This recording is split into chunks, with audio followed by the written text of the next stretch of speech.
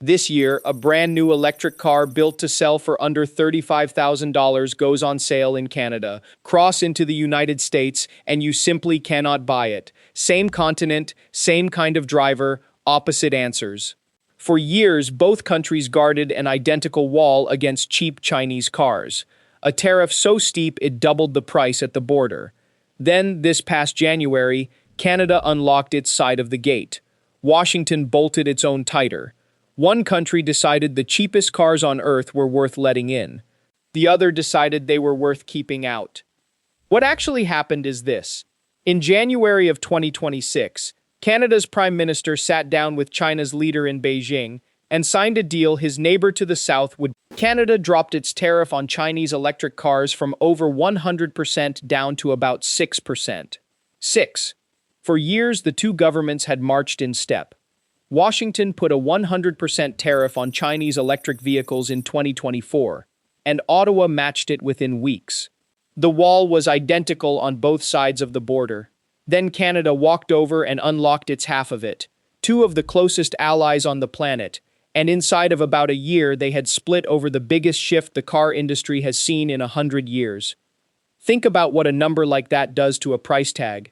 A 100% tariff means the government doubles the sticker price before you ever walk into the showroom. A car that leaves a factory in China at $20,000 reaches you at 40. Drop the tariff to 6%, and the same car shows up at around 21. That is not a discount. That is a whole new car market appearing overnight. And Canada did not throw the gate wide open. It set a yearly quota, 49,000 cars allowed in, at the low rate, which is less than 3% of everything Canada sells in a year. So this is a crack in the wall, not a collapse. But a crack is all it takes, because on the American side there is still no crack at all. Now, the detail that got lost in the headlines.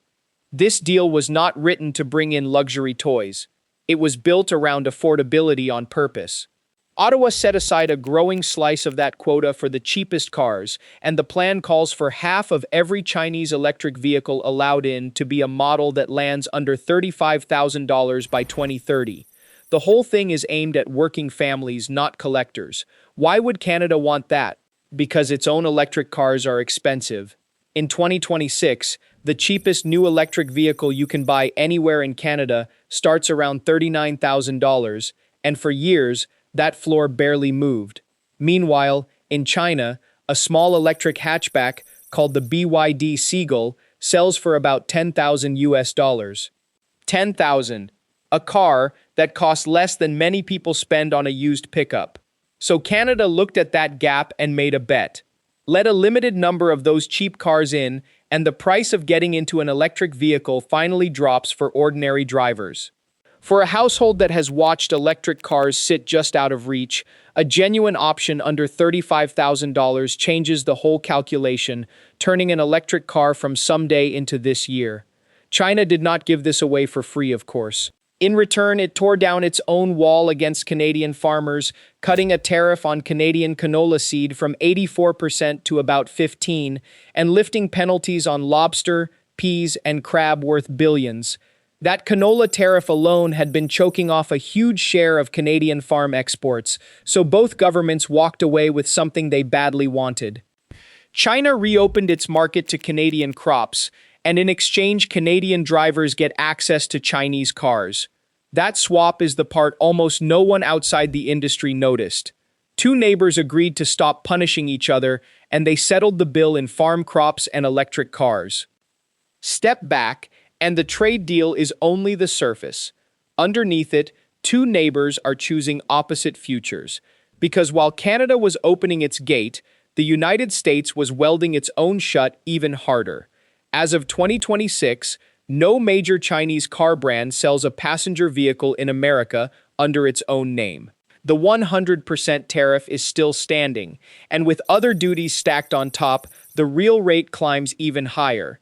An American who wants a cheap Chinese electric car cannot get one at all. Not at that price. Not at any dealer. So picture the same family living 20 minutes apart. One in Michigan, one across the river in Ontario. In a few years, the Canadian family can walk into a showroom and drive off in a brand new electric car for the price of a used gas one. The American family, same job, same paycheck, cannot. The border decides what they are allowed to buy, and here is where it grows bigger than driveways. Cars are the backbone of the North American economy. For a century, the United States and Canada built them together, parts crossing the border again and again before a finished vehicle ever rolled off the line. Now one of those partners is letting in the very company the other one is fighting to keep out. Some Chinese car makers are already building factories in Mexico, hoping to reach North American buyers through a shared trade zone, and Washington is moving to block that route too. Canada just opened the door instead. That is a slow fracture running straight through the most connected car industry on Earth. And it raises a question that will not go away. If cheap Chinese electric cars turn out to be as good as reviewers keep saying, and one country's drivers get them while the others do not, how long before people on the locked side start asking why?